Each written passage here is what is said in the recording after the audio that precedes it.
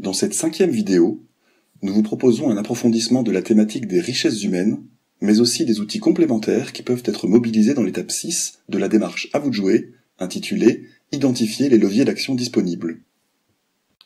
Pour rappel, richesses humaines, ressources financières et alliances constituent les 3 grandes catégories de moyens dont l'association dispose pour mener à bien son projet associatif. Ce sont les 3 piliers du modèle socio-économique. La grande diversité des richesses humaines constitue un atout majeur. C'est la spécificité du secteur associatif. C'est aussi le premier moyen sur lequel l'association devra se pencher pour mener à bien ses missions. On y retrouve les bénévoles, qui peuvent être dirigeants, qui participent à des projets, ou bien qui s'inscrivent dans un cadre de bénévolat de compétences. Les salariés et les stagiaires, les volontaires en service civique, ou encore les personnes mises à disposition dans le cadre d'un mécénat de compétences. La fiche outil numéro 12 propose quelques repères concernant chaque type de richesses humaines. Pour mieux les mobiliser à leur juste place, pour qu'elles s'épanouissent et ainsi enrichissent l'association, il nous paraît important de préciser certaines caractéristiques fondamentales qui les différencient. Nous les avons rassemblées dans la fiche outil numéro 13. Pour mieux identifier la place et l'articulation des différentes formes de richesses humaines dans votre association, ses projets et ses missions, nous vous proposons de suivre ce questionnement progressif.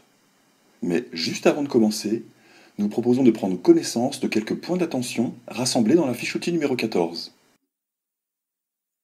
Quelle mission pour concrétiser le projet associatif de l'association? Pour répondre à cette question, vous pouvez vous référer au modèle de synthèse présenté dans la vidéo 1 de la démarche. Quelles compétences sont nécessaires à chacune de ces missions? Quelles sont les natures de richesses humaines les plus adaptées à ces missions? Nous vous proposons quelques éléments de réponse dans la fiche outil numéro 15. Parmi celles-ci, quelles sont les richesses humaines à ma disposition? Quelles sont celles dont je ne dispose pas? Quel est le potentiel du projet associatif pour mobiliser, motiver et fidéliser chaque type de richesse humaine? Comment orchestrer et faire cohabiter harmonieusement les richesses humaines dans leur diversité? Nous vous proposons quelques éléments de réponse dans la fiche outil numéro 16.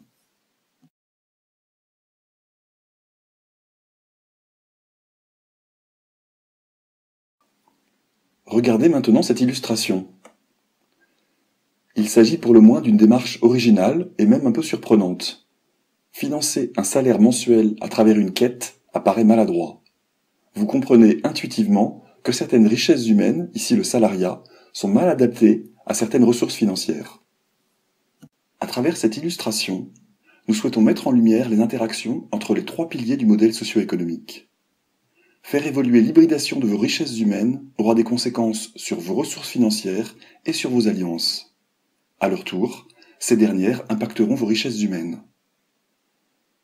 Le dimensionnement, la temporalité et le pilotage des différents moyens mobilisés nécessitent d'être cohérents entre eux.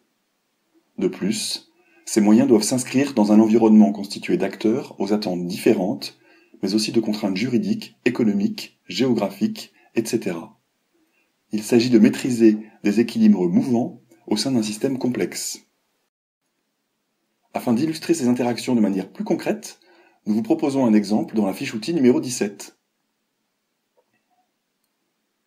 Vous voici maintenant outillé pour construire une hybridation de richesses humaines adaptée à votre projet associatif et compatible aux 2 autres piliers du modèle socio-économique.